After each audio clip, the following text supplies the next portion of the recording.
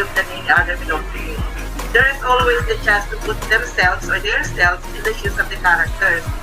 The students will understand or how the concept works or what the concept is. I am more on a student-centered teaching learning.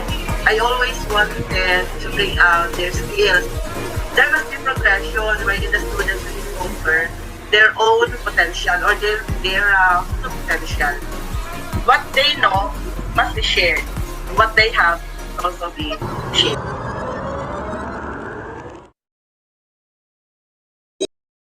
Hello, good afternoon, ma'am. What a pleasant day indeed.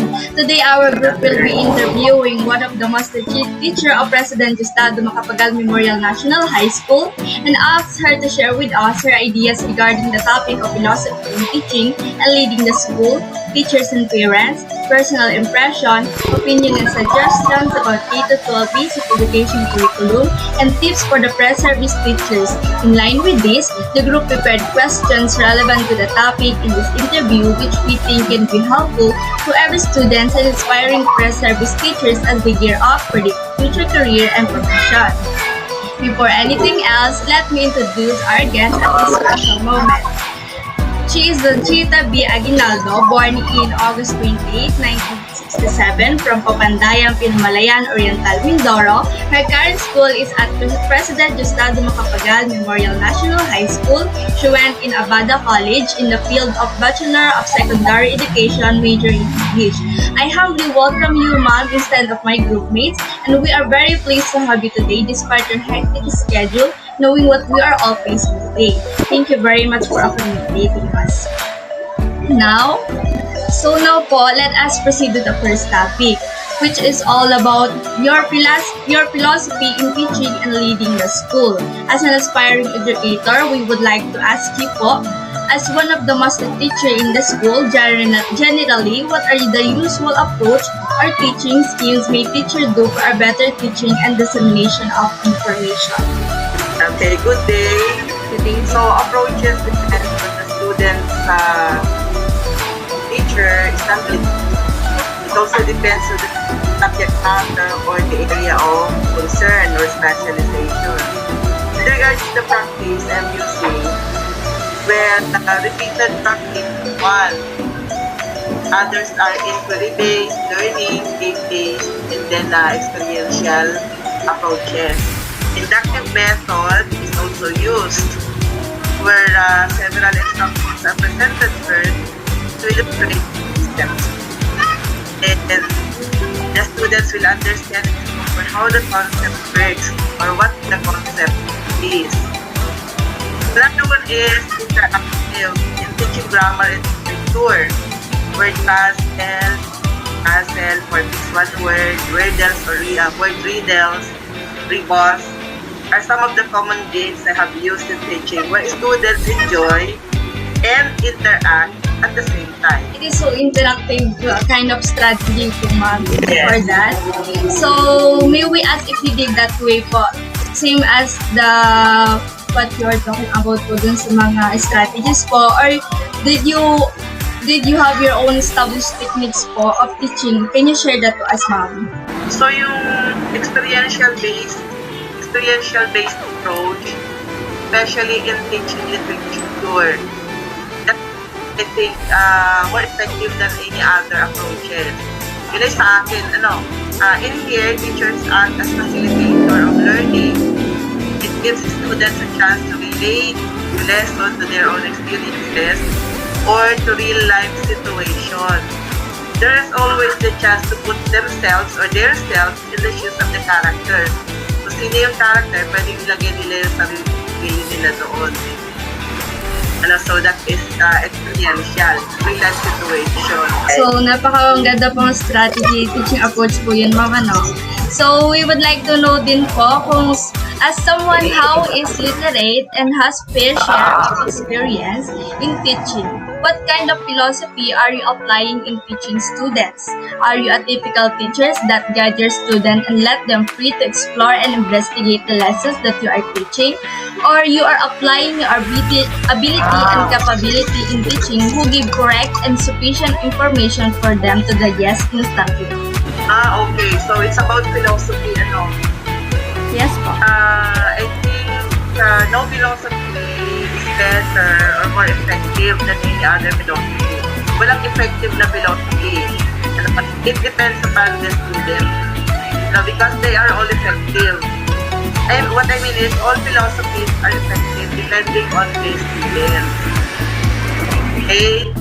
So, if you become a teacher, 5 years, or 4 years, or 5 years from now, learn to play with your students. Yes po. Go out with them. Yes. Talk with them. Be friends after that hour. But explain to them that yung respect, dapat din nandun sa rin. Hindi mo mawawala yung respect. The relationship of a student and a teacher, at a teacher, student. Okay? So, napakaganda pong opportunity po yun para ma-reach po yung goal niya. So, acknowledging your answer, ma'am, it does the student reach their teaching goals for them and unleash their full potential po. Ma-reach po ba yung full potential nila kapag po yun ay in-apply niyo? Yes, of course.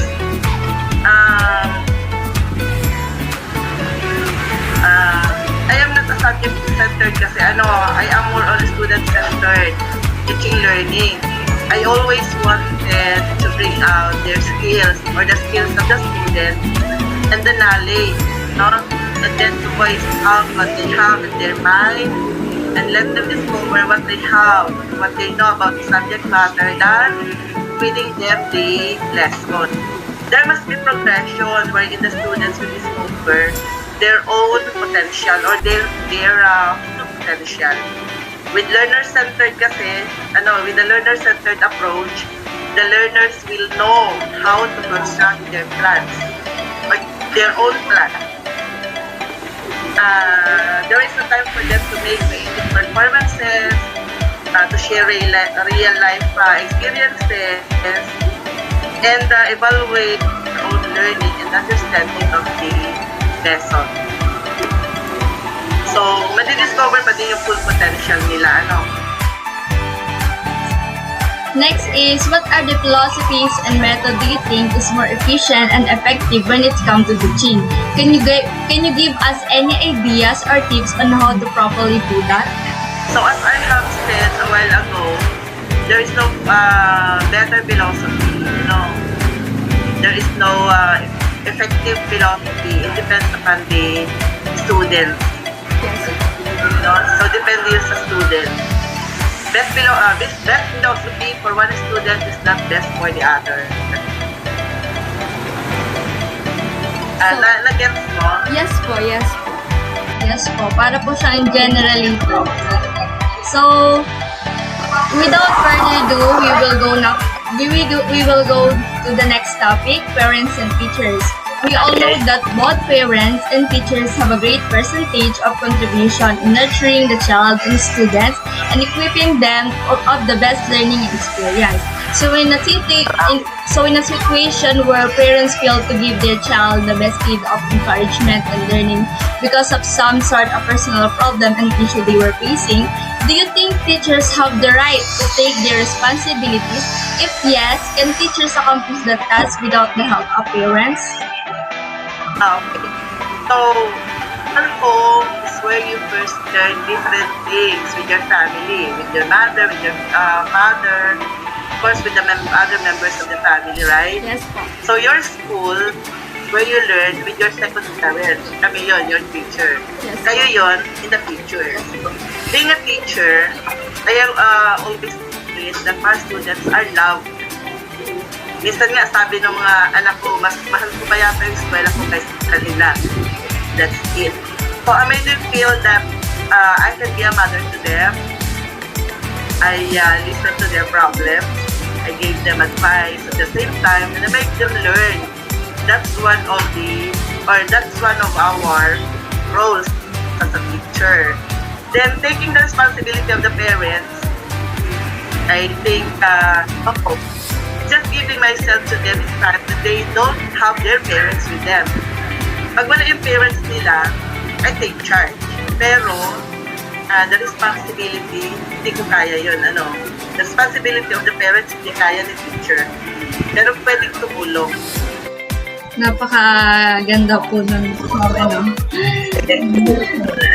So, paano kapag po yung situation po na reverse? Because as we all know that there are some parents who take possessive of their child, that they refuse some teaching strategy po that the teachers made for student.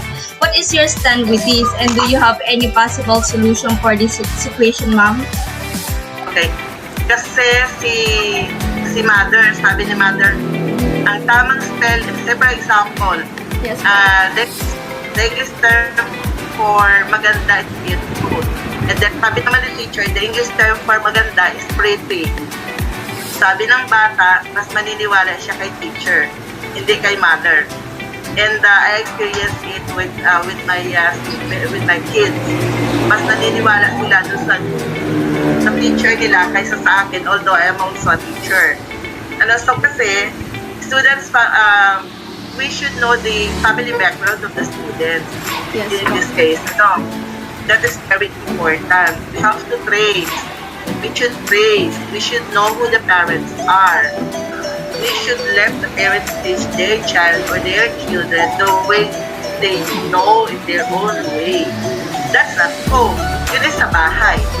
Sila yung bida sa bahay, si mama, Yes po. si mami, But in school, being a teacher, we should teach them based on the principles. So, thank you for your fruitful answer, ma'am. So, as a second parents to your students, how can you give them an environment where they can feel safe as if they're at home, knowing the fact that there is a lot of pressure and competition in studying? Okay. So, one of the roles of a teacher is to give the learners a home. Yes po. Diba? A home in school.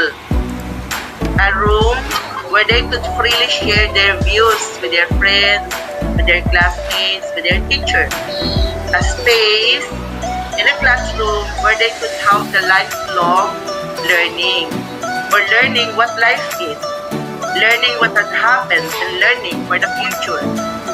So yun. And then usually, with my less than 50 students, or with my advisory class, I see to it that they stay in 10 months in my classroom or in the classroom as brothers and sisters. Sabi ko nga sa kanila, Ops, bawal ang ligawan. Ops, bawal ang contest. You are here kasi they are in the classroom.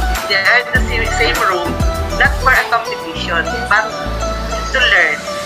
What they know must be shared. What they have must also be shared. So, here's our last question po, ma'am, for this topic, but certainly not at the least.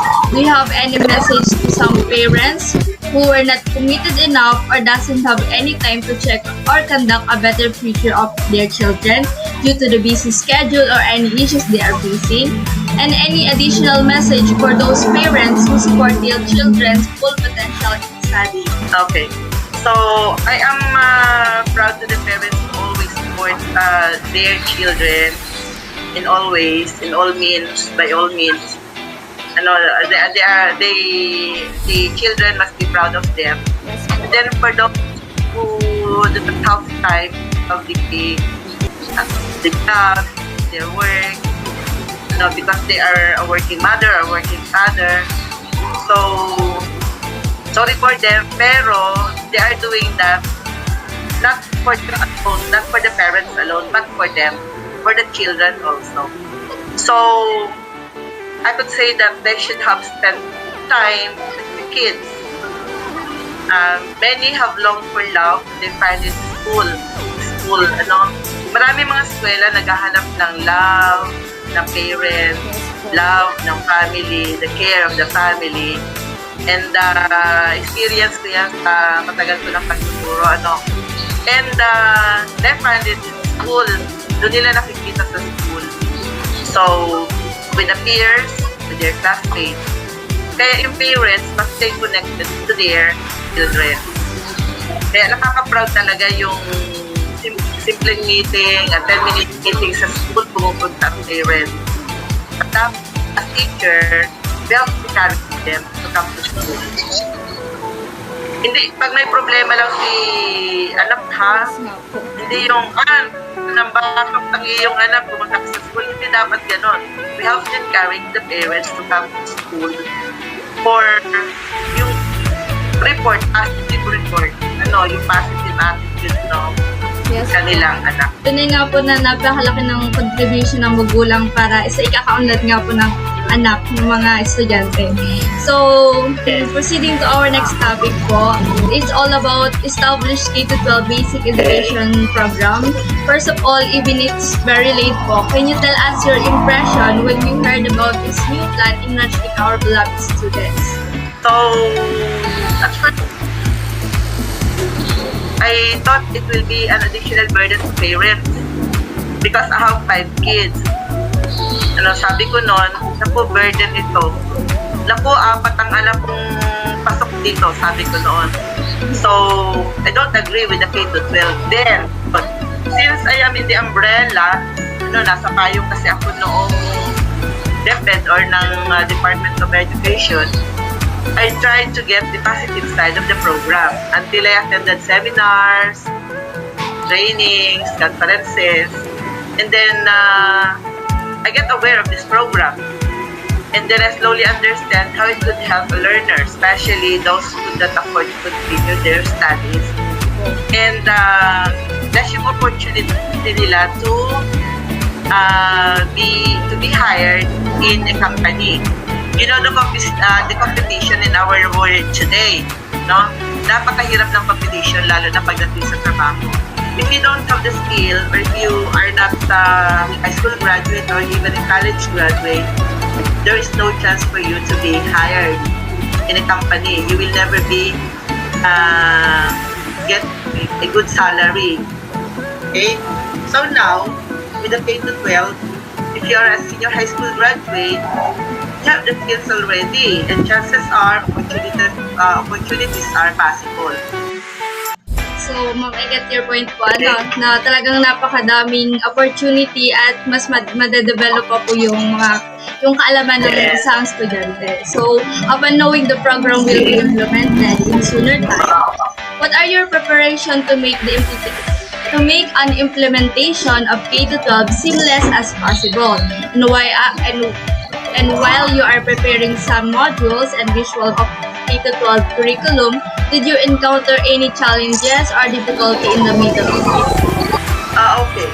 So, first, I attended seminars and trainings regarding the K-12 program. Yes. Before its implementation, a series of trainings have been provided to all teachers, especially to the public school teachers. So, lucky we are because we have understood the goals and objectives of the department. With regards to the challenges, there are a lot of adjustments that we need. Sobrang daming adjustment. Especially with the lessons, new texts in English. We use the new texts, new materials, and then new strategies, of course. So let us look in the result of the implementation. Do you think that the K-12 basic education curriculum really helped the students to become more skilled, ready to face or tackle all challenges which they will encounter in the upcoming year and take advantage for the opportunity of 21st century? Okay. Yes, of course. They will become more skillful. Yes, their skills have been developed. That is developed in the grade 11 and grade 12. Lahat yun, especially yung mga life skills, drive skills, yung kasi meron na sila, and then it is developed in the senior high school. So that's very informative answer, ma'am. I am sure that everyone who can hear that will be enlightened. So to wrap up our interview, we have our last request to make with you. And we hope you wouldn't mind it, ma'am. Can we request a short and inspirational message to us and for those new current new, current, and aspiring pre-service teachers? Do you have any tips that you can share to us knowing the situation we are facing today which make it harder for the student to step up ourselves or themselves po? So, simple lang. Konti lang. As a future educator, always be flexible. Be like a rubber band. Yes. Okay? Be like a rubber band. And then, dedicate yourself to work and love what you are doing kasi be successful. And then, in this time of COVID-19 pandemic or in the new normal education, what we need is patience, perseverance, and understanding. Katulad sa amin ngayon, mga teachers. Yes po. Kailangan natin maging matiyaga, no? Pag-check ng papel, pag-print materials, and then kailangan din namin maging maunawain. We have to understand. We have to understand the feelings of the other people kasi sinasabi nila na si teacher walang ginagawa. Yeah. Although, hindi na yata kami natutulog dahil sa dami ng gawa.